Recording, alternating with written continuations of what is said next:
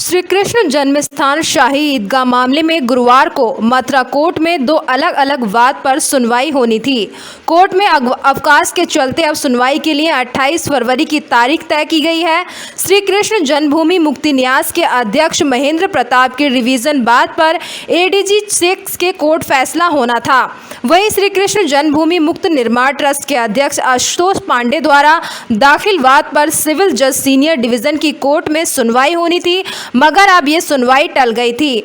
श्री कृष्ण जन्मस्थान मुक्ति निर्माण ट्रस्ट के वाद पर सुनवाई पूरी हो चुकी है, जो सिविल जज सीनियर डिवीजन की कोर्ट में हुई। सुनवाई के बाद कोर्ट में 10 मार्च की तारीख दी है। इसके बाद अब 10 मार्च को सर्वे को लेकर कोर्ट कोई फैसला लेगा। श्री कृष्ण जन्मभूमि मुक्ति न्यास के अध्यक्ष महेंद्र प्रताप सिंह ने जिला जज की अदालत में रिवीजन दाखिल किया। महेंद्र प्रताप सिंह ने सिविल जज सीनियर डिवीजन की अदालत के 7 रूल 11 के तहत दावे की पोषणीयता पर पहले सुनवाई के आदेश के खिलाफ जिला जज की अदालत में रिवीजन दायर किया था। जिला जज ने डिवीजन दावे का वादा एडीजी 6 की अदालत में ट्रांसफर कर दिया था। श्री कृष्ण जन्मभूमि मुक्ति ट्रस्ट निर्माण ने कोर्ट में दाखिला वाद में शाही ईदगाह के सर्वे की भी मांग की हुई थी।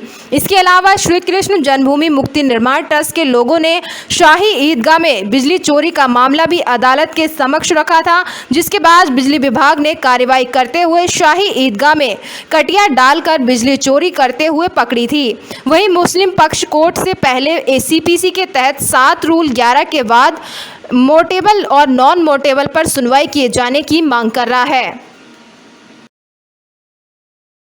आज कोर्ट में तारीख दी, क्या हुआ और किस तरह से अब अगली तारीख दी गई है? देखिए, श्री कृष्ण जन्मभूमि के मामले को लेकर के माननीय एडीजी 6 महोदय के यहाँ रिवीजन पेंडिंग है और उसी रिवीजन में हमने विशेष रूप से माननीय न्यायालय से ये अनुरोध किया था कि वहाँ पर जो शाही ईदगाह मस्जिद है, शाही ईदगाह मस्जिद हम उसे नहीं मानते, भगवान का गर्भगृह मानते हैं और उसकी दीवारों पर जो प्रतीक बने हिंदू, उन सब की वीडियोग्राफी हो, फोटोग्राफी और पूरी प्रॉपर्टी का मेजरमेंट, इसी को लेकर के हमने रिवीजन दाखिल किया था। और शाही ईदगाह पक्ष की तरफ से हमारी ओर से इसमें बहस कंप्लीट हो गई थी और पिछली डेट में माननीय न्यायालय के द्वारा आज की तारीख आदेश लिए और रिमेनिंग बहस के लिए नियुक्त की थी। लेकिन आज न्यायालय की छुट्टी, विशेष न्यायालय उसी कोर्ट की छुट्टी है, उस कोर्ट की छुट्टी होने के कारण आज इस पर सुनवाई नहीं हो पाई है और माननीय न्यायालय की छुट्टी की अभी सूचना हमको मिली तो आपके सामने बता रहे हैं इस बात को। तो अब अगली तारीख माननीय न्यायालय के द्वारा 28 फरवरी निर्धारित की गई। रिमेनिंग बहस के साथ साथ आदेश आएगा और जिसमें स्थिति बिल्कुल क्लियर होगी।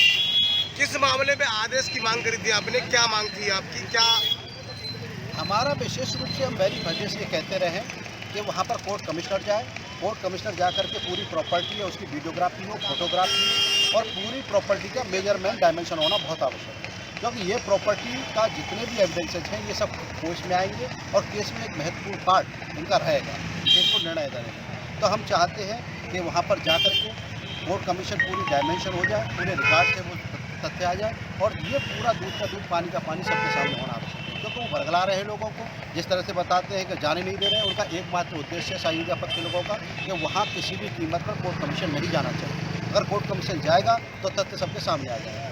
तो हम चाहते हैं कि हर हालत में कोर्ट कमीशन जाना चाहिए और जितनी भी वहाँ के जो तथ्य हैं वो सब रिकॉर्ड में आने चाहिए। मैं एक महत्वपूर्ण बात यहाँ बता दूँ कि बनारस के मामले में इसी तरह का हिंड्रेंस पैदा किया था और शुरू से कहते रहे कि वहाँ किसी तरह का कोई एविडेंसेस नहीं है, किसी तरह के कोई हिंदी प्रतीक नहीं है। लेकिन जब कोर्ट कमीशन गया वहाँ पर सब तथ्य मिले और दूध का दूध पानी का पानी हो गया। मैं अब विश्वास के साथ कह सकता हूँ कि अगर यहाँ कोर्ट कमीशन जाएगा तो जो चिन्ह, जो संकेत, जो सिम्बल्स मैंने बताए हैं और माननीय न्यायालय में हमने दाखिल भी किए, माननीय न्यायालय में रेवेन्यू रिकॉर्ड दाखिल किया है, नगर निगम का रिकॉर्ड दाखिल किया है, जितने भी तथ्य हैं हम सब न्यायालय में दाखिल कर चुके हैं।